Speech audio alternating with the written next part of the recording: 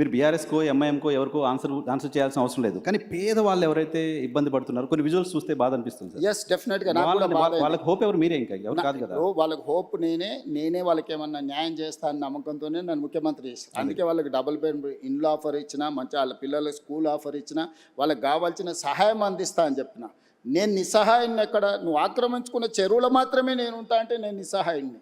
Okay, నేను స్పష్టంగా చెప్తున్నా, మూసీ నదిని ఆక్రమించుకున్న వాళ్ళకి నేను క్లియర్గా చెప్తున్నారు, మీకు ఇల్లు కట్టిస్తా, స్కూల్ కట్టిస్తా, హాస్పిటల్ కట్టిస్తా, మీకు ఆర్థిక సహాయాన్ని అందిస్తా, మీరు వ్యాపారం చేసుకోండి, మీ పిల్లల్ని చదివించుకోండి, వాళ్ళ భవిష్యత్తు తీర్చిదిద్దుకోండి, ప్రభుత్వం ఉదారంగా ముందుకు వచ్చి మిమ్మల్ని ఆదుకుంటుందని చెప్తే లేదు మేము మూసీలనే ఉంటాము అని వాళ్ళని కొంతమంది పరోక్షంగా ప్రోత్సహిస్తారు. ఓకే, నేను అది కూడా చెప్పిన, అదే ఏరియాలో మీకు ఉద్యోగ ఉపాధి అవకాశాలు ఉంటే ప్రభుత్వ భూమి తీసి మీకు ఇండ్లు కట్టిస్తానే స్వామి.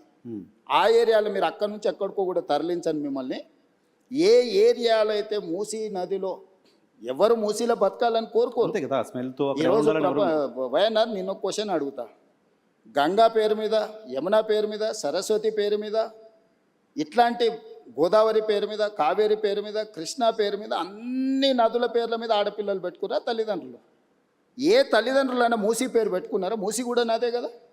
మూసీ నది బిడ్డ పేరు ఎవరైనా పెట్టుకున్నారా? ఎందుకు? మూసీ అంటేనే మురికి పర్యాయ పదంగా మార్చిండ్రు. దీనికి కారణం ఎవరు? గత పాలకులు కాదా? మూసీ కూడా గొప్పగా ఉండాలని నేను స్వప్నం, నా కళ. నేను గొప్ప నదిని నేను ఈ నగరానికి ఇవ్వాలనుకుంటున్నా. నేరం ఎట్లయిద్ది? ఓకే, గతంలో ఎవరు చేసినా నేరమే. నేరాన్ని సరిదిద్దాలనుకుంటున్నా. నేనేమంటున్నా అంటే, నేరం జరిగింది కదా అని చూసి చూడనట్టు నేను వదిలేదలుచుకోలేదు నర్సింగ్. నేను ఒక గ్రామీణ ప్రాంతం నుంచి వచ్చిన, వ్యవసాయ కుటుంబం నుంచి వచ్చిన, నాకు మంచి తెలుసు, చెడు తెలుసు, విచక్షణ ఉంది నాకు. పేదల సమస్యలను చూడడానికి అమెరికాలో చదువుకొచ్చుకున్నాం అని గొప్పగా చెప్పుకునేటోళ్లకు బెంచ్ కారులో పోయి చూడడానికి ఎక్స్కర్షన్ లాంటిది పేదరికం.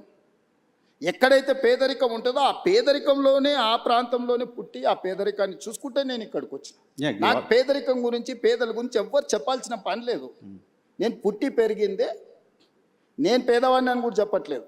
చూసారు కదా గ్రామీణ ప్రాంతాల్లో పేదరికం ఎలా ఉంది. మేము భూములు ఉన్నాము, అన్నీ మేము ఆర్థికంగా ఉన్నాం, కానీ మా చుట్టూతున్నది పేదలే కదా. వాళ్ళతోనే కలిసి బతుకొచ్చినాం కదా, మేము వాళ్ళతోనే పెరిగినాం కదా.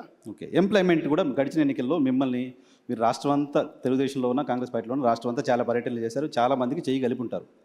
మీరు ఎవరో తెలియని వాళ్ళు, మేము చూడని వాళ్ళు కూడా రేవంత్ అన్న వస్తే ఉద్యోగాలు వస్తాయనే ఆశతో చాలామంది నిరుద్యోగులు ఓట్లేశారు. సో ఇప్పుడు ఒక స్కిల్ యూనివర్సిటీ అనేది తీసుకొచ్చారు. స్కిల్ యూనివర్సిటీ ఏ రకంగా గేమ్ చేంజర్ అవుతుంది ఎంప్లాయ్మెంట్లో తెలంగాణ?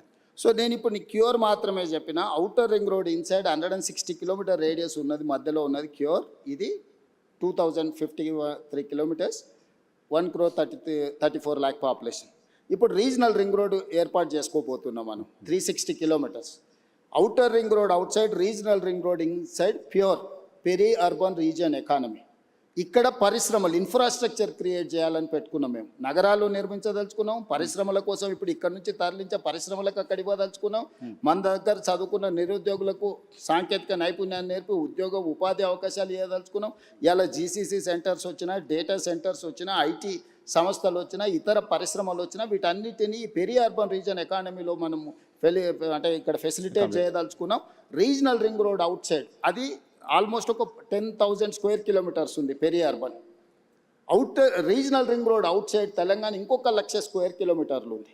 అంటే తెలంగాణ మొత్తం 1,12,000 స్క్వేర్ కిలోమీటర్లు ఉంటే 2,000 స్క్వేర్ కిలోమీటర్లు ఏమో క్యూర్ కింద తీసుకున్నాం, 10,000 స్క్వేర్ కిలోమీటర్లు ప్యూర్ కింద తీసుకున్నాం, 1,00,000 square kilometer RARE rural agricultural region economy. So కంప్లీట్గా ఒకటేమో సర్వీస్ సెక్టర్, రెండవది మ్యానుఫ్యాక్చరింగ్ సెక్టర్, మూడవది అగ్రికల్చర్ సెక్టర్. సో తెలంగాణ రాష్ట్రానికి రాబోయే 100 సంవత్సరాలకు అవసరమైన ఒక ప్రణాళికను, ఒక పాలసీ డాక్యుమెంట్ను తెలంగాణ రైజింగ్ 2047 అని ఈ దేశంలోనే మొట్టమొదటిసారి తెలంగాణ రాష్ట్రం అడాప్ట్ చేసుకున్నది.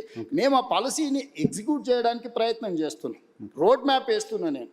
ఈరోజు ఫ్యూచర్ సిటీ 30,000 ఎకరాలలో ఒక కొత్త నగరాన్ని నిర్మించాలనుకుంటున్నాం. ఇప్పటివరకు ఈ దేశంలో కొత్త నగరం కోసం ఎవరైనా ఆలోచన చేసిరా? ఓ ఫైనాన్షియల్ డిస్ట్రిక్ట్ అనో, నాలెడ్జ్ పార్క్ అనో, ఒక 400 ఎకరాలు 500 ఎకరాలు కాలనీలు కట్టిండ్రు. కానీ కాంప్రహెన్సివ్ ఒక సిటీ, న్యూయార్క్ సిటీతోనో, లేకపోతే జపాన్ టోక్యోతోనో, లేకపోతే సింగపూర్తోనో, సౌత్ కొరియాలో ఒక సిటీతోనో కంపేర్ చేసే సిటీ భారతదేశంలో ఎవరైనా నిర్మించారా? ఆలోచన